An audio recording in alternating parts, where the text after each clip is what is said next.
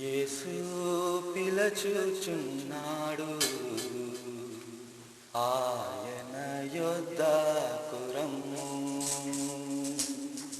యేసు పిలచుచున్నాడు, ఆయన యొద్దకు రమ్ము. సోదర సోదరి రమ్ము,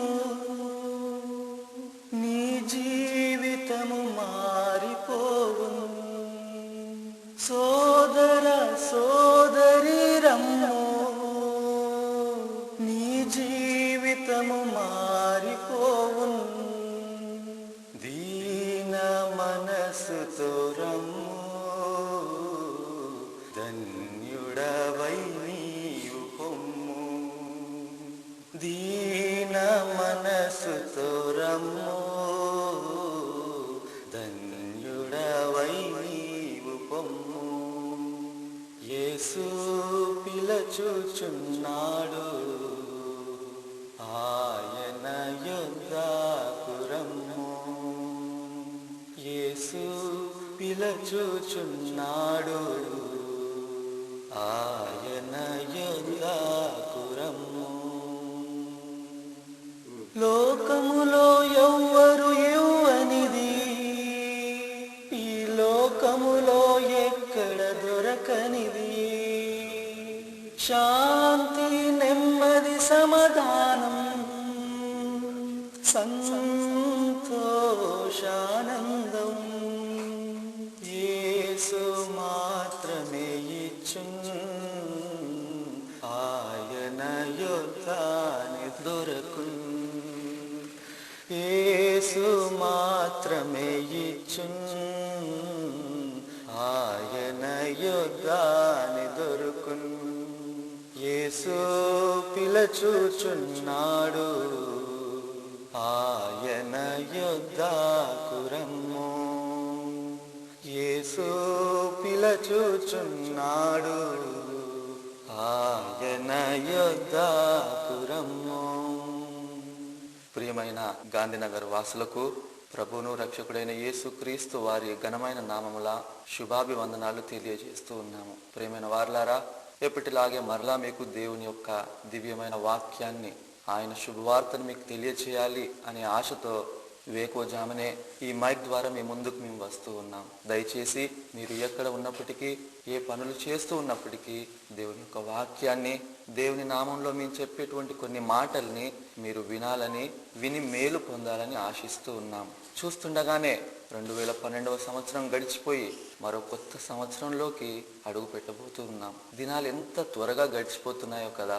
మరి కాలం అనేది ఎంతో వేగంగా పరిగెడుతూ ఉంది. మరి అసలు కొన్నిసార్లు అనిపిస్తుంది, చూస్తూ ఉండగానే ఏంటి మన వయసు ఇంత అయిపోయిందా అనిపిస్తూ ఉంది. మరి దినాలు అంత త్వరగా గడిచిపోతూ ఉన్నాయి. అసలు ఏది ఎటు వెళ్తుందో కూడా అర్థం కానటువంటి పరిస్థితి. మొన్నటికి మొన్న కొద్దిమంది మహానుభావులు వారికి ఉండేటువంటి శాస్త్ర సాంకేతిక పరిజ్ఞానాన్ని వాడుకొని, వారికి ఉండేటువంటి సైన్స్ అండ్ టెక్నాలజీని వాళ్ళు ప్రపంచం యొక్క జ్యోతిష్యాన్ని చెప్పేదానికి ప్రయత్నించారు. వారు అన్నారు, ఫలానా దేశంలోని ఫలానా క్యాలెండర్ని బట్టి లెక్కలు చేస్తే ఇదిగో ఈ దినాన్ని లోకం మునిగిపోతుంది అన్నారు.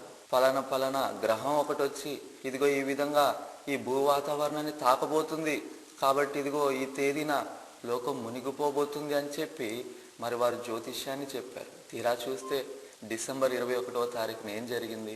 ఏమీ జరగలేదు. మానవుడు అనుకుంటున్నాడు తనకుండేటువంటి యొక్క సైన్స్ని, ఈ టెక్నాలజీని వాడి రాబోయేటువంటి సంగతుల్ని ఊహించి చెప్పగలను అనుకుంటూ ఉన్నాడు. కాబట్టే ప్రపంచం అంతటినీ ఊపేసేదానికి, కదిలించేదానికి, భ్రమ చేసేదానికి డిసెంబర్ 21న యుగాంతం అని చెప్పేసి పలువురు దాన్ని చెప్పారు. కానీ నిజానికి దేవుని వాక్యం సెలవిచ్చేది ఏంటంటే, మానవులమైన మనము కేవలం నిన్నటి వారమే.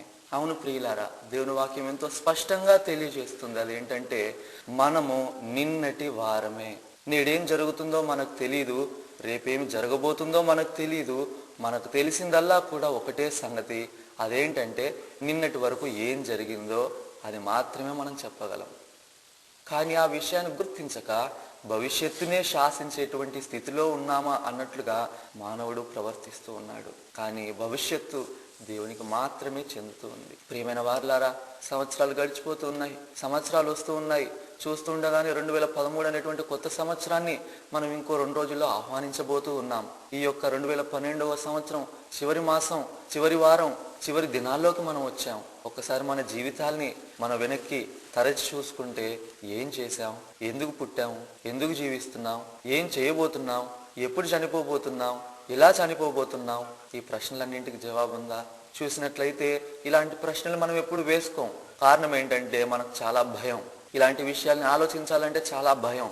కాబట్టి ఆ భయాన్ని దాచేదానికి ఇలాంటి కొన్ని వాస్తవమైన ప్రశ్నలు మనం పక్కకు పెట్టి మరి ఏదో భ్రమలో జీవిస్తూ ఉంటాం. మరి ఒక విషయాన్ని మనం గుర్తించాలి. దేవుడు మానవుని సృష్టించినప్పుడు తన తాలూకు ఆ బీజాన్ని మనలో ఉంచేదానికి గాను మనకు ఆత్మ అనే ఒక దాన్ని పెట్టాడు. ఈ ఆత్మ దేవుడు పెట్టింది, దేవునికి సంబంధించింది, దేవుని సన్నిధిలో మాత్రమే సంతృప్తి పొందుతుంది. అయితే ఆ విషయాన్ని మనం గుర్తించక చాలా మంది ఆ తృష్ణని, ఆత్మలో ఉండేటువంటి ఆ యొక్క ఆశని సంతృప్తి పరిచేదానికి వారు ఆయా విషయాల్ని వారు మరి జరిగిస్తూ ఉన్నారు. కొద్దిమంది ఆ సంతృప్తిని సంగీతంలో వెతుక్కుంటే మరికొద్దిమంది దాన్ని మరి రాజకీయాల్లో వెతుక్కుంటున్నారు. కొద్దిమంది ఆ సంతృప్తిని డబ్బు సంపాదనలో వెతుక్కుంటే మరికొద్దిమంది పేరు ప్రఖ్యాతుల్లో వెతుక్కుంటున్నారు. మరికొద్దిమంది నేను బాగా చదువుకుంటే నాకు వచ్చేటువంటి ఆ స్థితిని బట్టి నేను సంతృప్తిగా ఉంటాను అనుకుంటున్నారు. కానీ నిజానికి ఇలాంటి ఏ సంగతులు కూడా మన యొక్క ఆత్మ తృష్ణను తీర్చలేవు.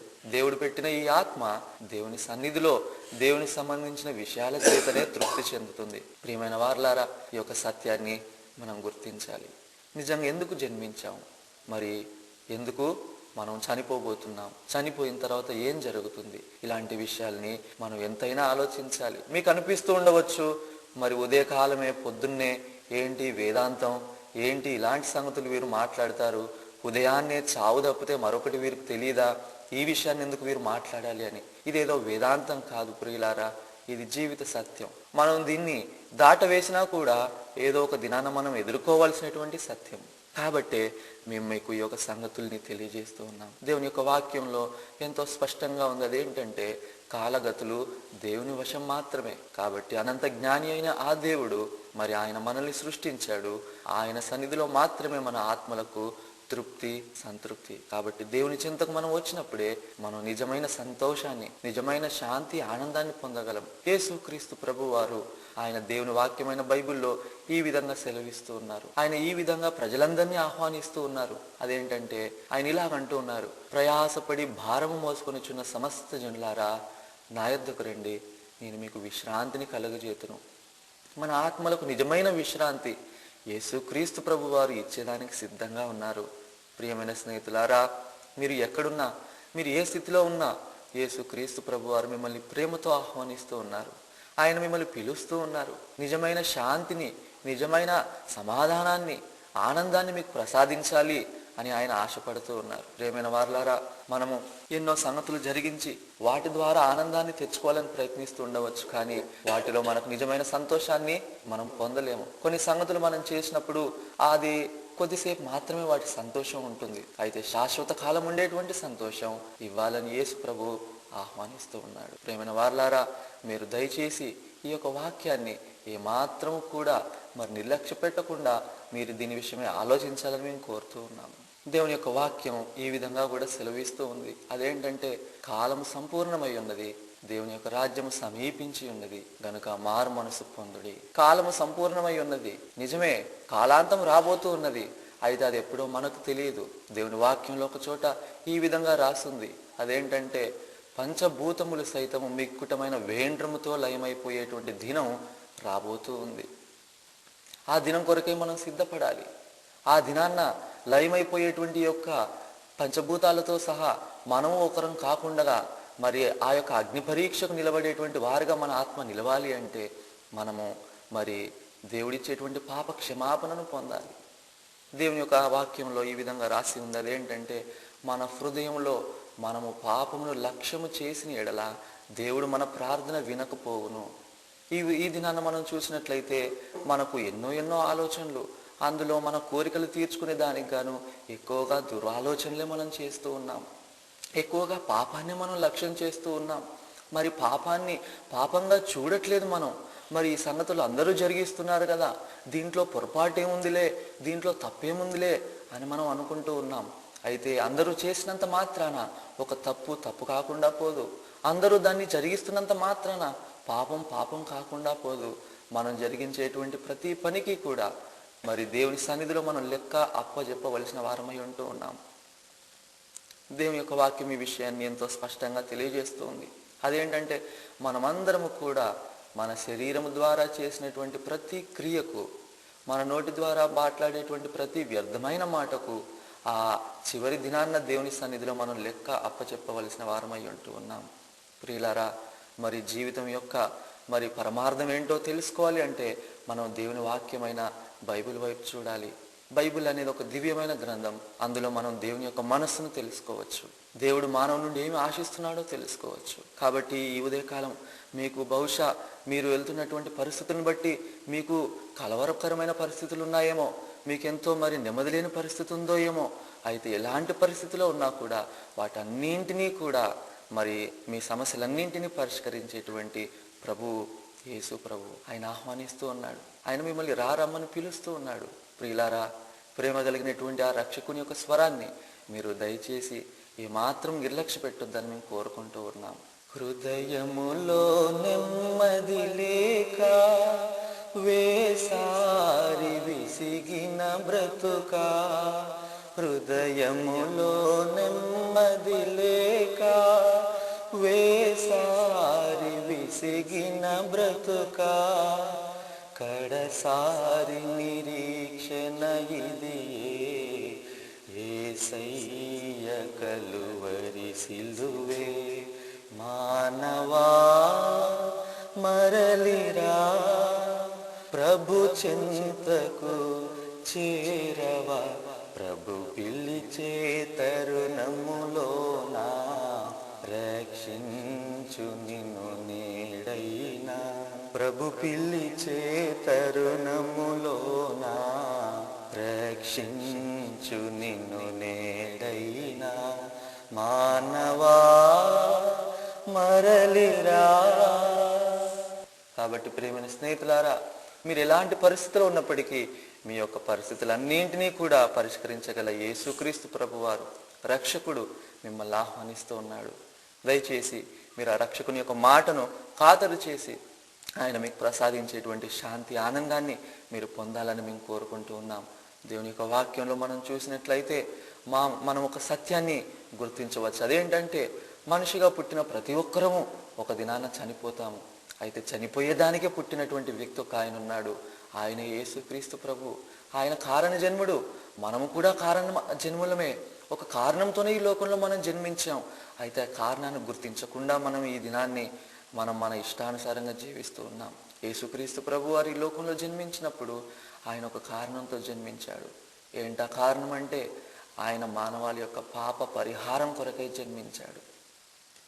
మానవుని యొక్క పాపానికి ప్రాయశ్చిత్తం జరిగించేదానికి ఆయనే ఒక బలియాగంగా ఉండేదానికి గాను జన్మించాడు. ఆయన చనిపోయేదానికే జన్మించాడు. ఆయన జన్మదినాన్ని క్రిస్మస్గా ప్రపంచమంతా మొన్ని మధ్యే మరి వేడుక జరుపుకున్నారు. అయితే ఆయన జన్మించిన దానికి గల కారణం ఏమిటంటే మానవాళి యొక్క పాప ప్రాయశ్చిత్తం కొరకై ఆయన ఈ లోకంలో జన్మించాడు. మనం ఒక శ్లోకాన్ని గుర్తు చేసుకోవచ్చు. అదేంటంటే సర్వలోక పాప పరిహారార్థం రక్త ప్రాయశ్చిత్తం అనేది అవసరం. మరి ఆ యొక్క రక్తం ఎవరిదో కాదు కానీ పరమాత్ముని యొక్క మరి పుణ్యదాన బలియాగంగా ఉండాలి అనేటువంటి ఒక శ్లోకం నా జ్ఞాపకం వస్తుంది. కాబట్టి సర్వలోకం యొక్క పాప పరిహార్థం కొరకై ఒక రక్తం చిందించాల్సిందే. రక్త ప్రోక్షణం అవశ్యమే. ఆ రక్తం ఎవరిదో కాదు కానీ పరమాత్ముని యొక్క పుణ్యదాన బలియాగంగా ఉండాలి అని చెప్పి, కాబట్టే దాన్ని నెరవేరుస్తూ యేసుక్రీస్తు ప్రభువారు ఇంచుమించుగా 2000 సంవత్సరముల క్రితం ఈ లోకంలో జన్మించాడు.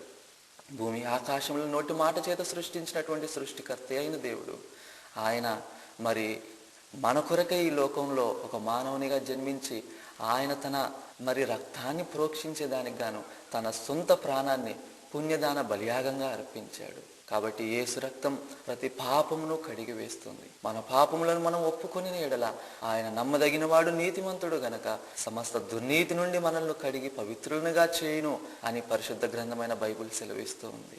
ఎందరైతే ఆయన నామమునందు విశ్వాసం ఉంచుతారో వారందరికీ దేవుని పిల్లలయ్యే అధికారం ఆయన ఇస్తున్నాడు అనే విషయాన్ని మనం బైబిల్లో చదువుతున్నాం. కాబట్టి ప్రియులారా, ఈ ఉదయకాలం మేము కోరుకునేది ఒకటే, మీరు ఈ లోకంలో మరి జీవిస్తూ ఉన్నారు. ఈ లోకాన్ని విడిచి వెళ్ళక ముందు దేవునిలో మిమ్మల్ని మీరు చూసుకోవాలి. దేవుడు మీకు అనుగ్రహించే శాంతి ఆనందాన్ని మీరు పొందాలి. ఈ లోకాన్ని విడిచిపెట్టిన తర్వాత ఆ పరమాత్మునిలో ఆయన సన్నిధిలో మీరు లీనం అవ్వాలి. మరి అలా జరగాలి అంటే ఆయన ఇచ్చేటువంటి నిత్య జీవం ఈ లోకంలోనే మనం పొందుకోవచ్చు. అది ఎలాగంటే యేసుక్రీస్తు ప్రభు వారిలో. మరి యేసుక్రీస్తు ప్రభు వారు ఇచ్చేటువంటి నిత్య జీవాన్ని మీరు పొందుతారని మేము ఆశిస్తున్నాం. మరి సంవత్సరం గడిచిపోయి మరో 2 దినాల్లో నూతన సంవత్సరంలో మనం అడుగు పెడుతూ ఉండగా నూతనమైన జీవం, నూతనమైన జీవితం, నూతనమైన శాంతి సంతోషాలతో మీరు ముందుకు సాగాలని కోరుకుంటూ మీకందరికీ కూడా నూతన సంవత్సర శుభాకాంక్షలు ముందుగానే తెలియజేస్తూ దేవుడు మిమ్మల్ని, మీ కుటుంబాన్ని దీవించాలని ఆశిస్తూ సెలవు తీసుకుంటున్నాం. దేవుడు మిమ్మల్ని దీవించునుగాక.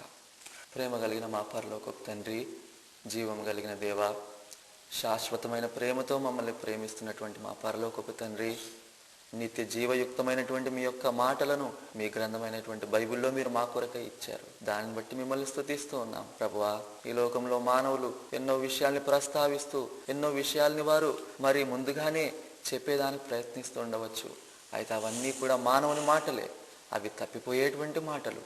అయితే మీ యొక్క మాటలు నిత్య జీవయుక్తమైనవి, అవి తప్పిపోనివి. అలాంటి మాటలు మీరు మీ యొక్క గ్రంథమైన బైబిల్లో మా కొరకై ఉంచారు. మీకు స్తోత్రం దేవా. మా యొక్క ఆత్మరక్షణ కొరకై మీ ప్రియ కుమారుడే యేసుక్రీస్తు ప్రభువారిని మీరు మాకు అనుగ్రహించారు. మీకు స్తోత్రములు. యేసుక్రీస్తు ప్రభువారిలో మాకు నిత్య జీవం, నిత్య శాంతిని మీరు వాగ్దానం చేస్తున్నారు. మీకు వందనాలు, స్తోత్రాలు చెల్లిస్తున్నాం దేవా. మాకు అనుగ్రహించిన రక్షకుని బట్టి మీకు స్తోత్రములు. ఇదిగో ఈ రక్షకుని గురించినటువంటి జ్ఞానం, రక్షకుని గురించినటువంటి ఎరుక, ఈ రక్షకుని గురించినటువంటి సత్యం మీరు మరి మాకు తెలియజేశారు. మేమైతే దీన్ని వెదకలేదు, కానీ మీరే మాకు ఈ విషయాన్ని తెలియజేశారు. మీకు వందనాలు దేవా. మేము తెలుసుకుని సత్యాన్ని మా స్నేహితులు, మా పరిసర ప్రాంతాల్లో ఉన్నటువంటి ఈ యొక్క గ్రామవాసులు, ఈ యొక్క పట్టణవాసులు వారు తెలుసుకోవాలని మేమెంతో ఆశతో ఉదయకాలమే మీ యొక్క వాక్యాన్ని వారికి అందించాం దేవా. మరి మీరే వారితో మాట్లాడండి. నిత్య జీవాన్ని వారు కూడా పొందుకునేలాగున వారి జీవితాల్ని తాకండి దేవా. మీరే సహాయపడండి. మరొకసారి పట్టణాన్ని దీవించండి దేవా. మరొకసారి మా అందరినీ కూడా దీవించండి. ఈ దినమంతా కూడా మీ యొక్క సన్నిధి కాంతితో మమ్మల్ని నింపి సంతృప్తి పరచమని యేసుక్రీస్తు ప్రభువారి నామంలో అడిగి వేడుకుంటూ ఉన్నాము తండ్రి. ఆమేన్.